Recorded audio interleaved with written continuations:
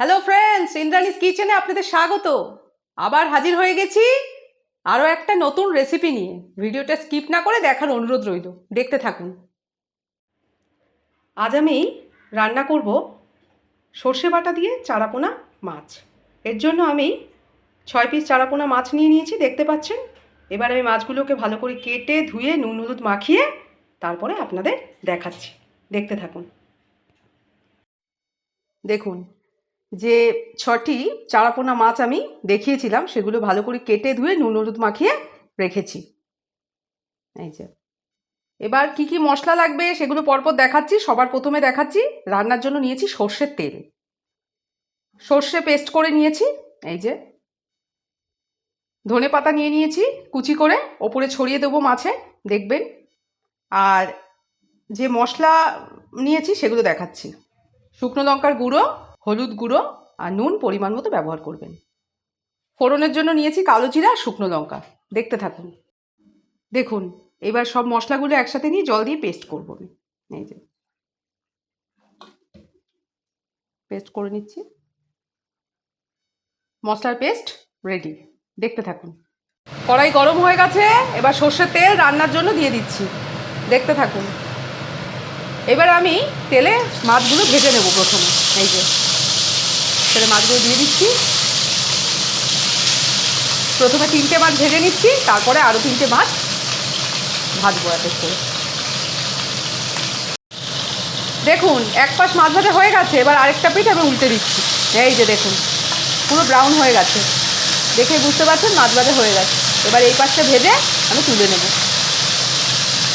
দেখুন, আমার দুই পাশে মাছ ভাজা হয়ে গেছে। এই দেখুন, দেখিয়ে দিচ্ছি দুই পাশটা। এই যে দেখতে পাচ্ছেন। এবার আমি মাছগুলো একটা পাত্রে তুলে রাখবো এবং বাকি 3টি মাছও এইভাবে একইভাবে ভেজে নেব। এই যে মাছ ভাজা হয়ে গেছে, দেখতে থাকুন। এবার কালো জিরা শুকনো লঙ্কা ফোড়ন দিয়ে দিচ্ছি। দেখুন, ফোড়ন একটু ভাজা ভাজা করবো। এবার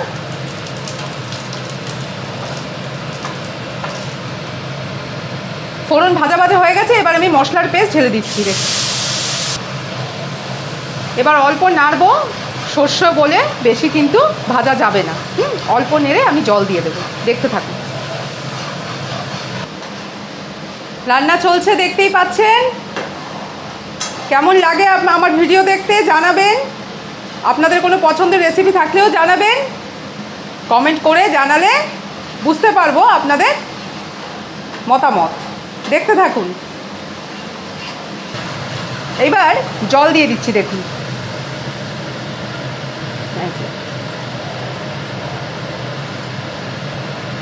ঝোল ফুটলে এক এক করে মাছ দিয়ে দেব। এই যে এখানে মাছ ভেজে রেখেছি, এই মাছগুলো এবার এক এক করে আমি ঝোলে দিয়ে দেবো, দেখতে থাকুন। এই দেখুন, ঝোল ফুটে গেছে, এবার আমি মাছগুলো এক এক করে দিয়ে দেব। এই যে মাছ দিয়ে দিচ্ছি। এই যে এইভাবে আমি এক এক করে সব মাছ দিয়ে দেবো।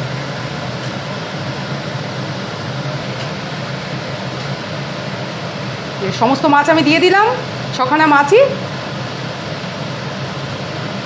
এই যে এইবার আমি 2 মিনিটের জন্য ঢেকে দেব, দেখতে থাকুন। এইবার 2 মিনিটের জন্য ঢেকে দিচ্ছি, ঠিক আছে। কেমন লাগছে আর কারা কারা চারাপোনা মাছের রেসিপি পছন্দ করেন জানাবেন। তাহলে চারাপোনা মাছ নিয়ে আরও অন্য রেসিপি আমি নিয়ে আসবো আমার দর্শক বন্ধুদের জন্য, দেখতে থাকুন। এই ঢেকে দিচ্ছি, 2 মিনিট পর খুলে দেখাবো কী অবস্থায় আছে, দেখতে থাকুন। দেখুন, 2 মিনিট হয়ে গেছে, এবার 2 মিনিট পর ঢাকনা খুলছি। এই দেখুন, ঝোল ফুটে গেছে আর মাছও প্রায় সিদ্ধ হয়ে গেছে। এই যে দেখতে পাচ্ছেন, পুরো ফুটছে, কিন্তু ধোয়া বেরোচ্ছে। রান্না প্রায় শেষ, একটা পাত্রের মধ্যে তুলে আমি আপনাদের দেখাচ্ছি, দেখতে থাকুন। সর্ষে বাটা দিয়ে চারাপোনা মাছের ঝাল একদম রেডি। এবার উপরে ছড়িয়ে দেবো একটু ধনে পাতা। আগেই দেখিয়েছিলাম আপনাদের, ধনে পাতা দিলে তো ফ্লেভার খুব ভালো হয়, আমরা তো রান্নায় ব্যবহার করি। তো আমার রেসিপিটা আপনাদের কেমন লাগলো জানাবেন। আর যারা চ্যানেলটাকে সাবস্ক্রাইব করেছেন তাদের তো অসংখ্য ধন্যবাদ। আর যারা চ্যানেলে নতুন একটু সাবস্ক্রাইব করে দেবেন, ভালো লেগে থাকলে লাইক করে দেবেন, আর প্রিয়জনদের সাথে একটু শেয়ার করে দেবেন, আর কমেন্ট করে জানাবেন আপনাদের মতামত। এই যে চারাপোনা মাছ সর্ষে বাটা দিয়ে রেডি। এবার গরম ভাত দিয়ে খেতে কিন্তু খুব ভালো লাগবে। আপনারা গরম ভাতে নিজে খান, সবাইকে খাওয়ান।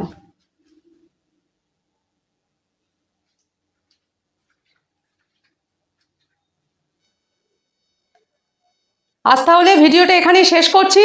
সবাই খুব ভালো থাকবেন। আবার হাজির হয়ে যাব আরও একটা নতুন রেসিপি নিয়ে আরও একদিন।